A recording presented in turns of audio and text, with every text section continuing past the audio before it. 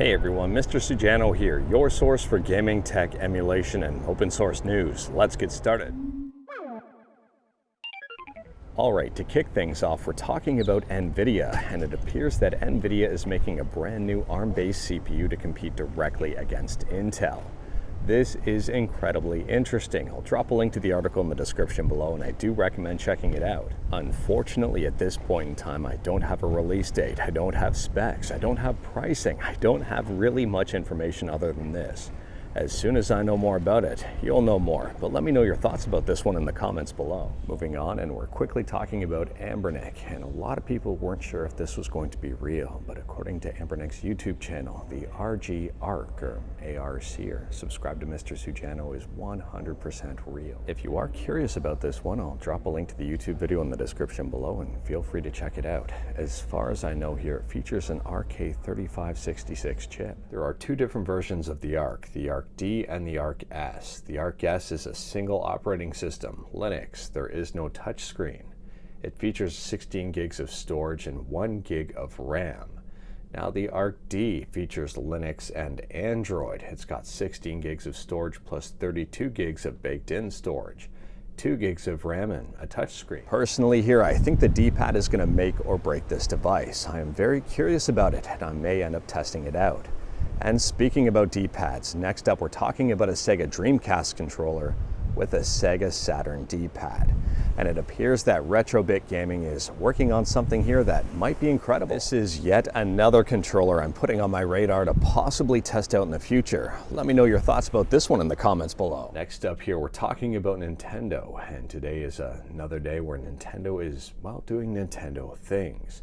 They've just established revised tournament guidelines, and I would argue they don't look pretty. I'll drop a link to a very helpful series of tweets in the description below, and I do recommend checking them out. At a high level here, I would argue that Nintendo does not want people running tournaments at all. I mean, one of the conditions here, no food or drink.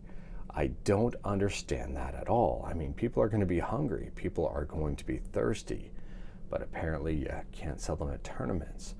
On top of that, they do not want any sort of modded games being run in a tournament at all, which I can understand, but at the same time here, I think people are still going to use modded games. Again, this is my opinion, but I think it's a hard-headed approach by Nintendo.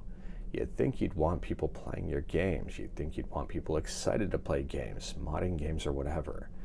It doesn't matter as long as people are buying and playing those games, and Nintendo decides to take a very micromanaging approach to this stuff, which I don't think is a good look for them at all, but they continue to do it time and time again. Moving on, and we're talking about Qualcomm, and things are about to get very interesting in 2024 if these specs hold up. Now, previously in this video, we talked about NVIDIA with ARM.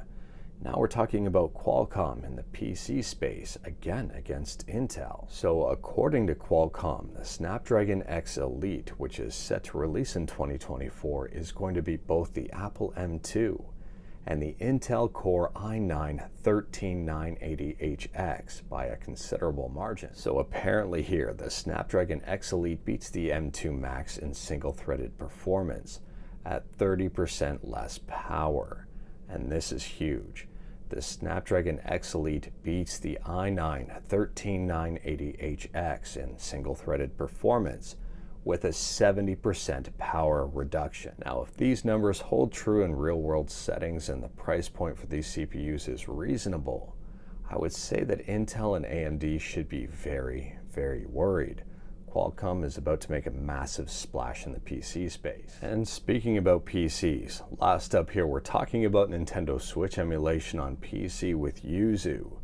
And Yuzu just got a heck of a lot more accurate. So if you update your Yuzu version to 1599 and you notice some compatibility issues, possibly a game not working when it did before, let the Yuzu team know.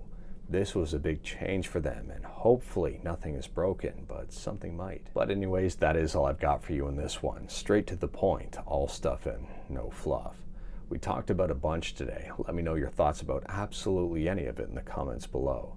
If you like this video, leave a like. If you didn't like this video, leave a like. Hit that subscribe button, check out my other videos. Don't tempt fate, save your state.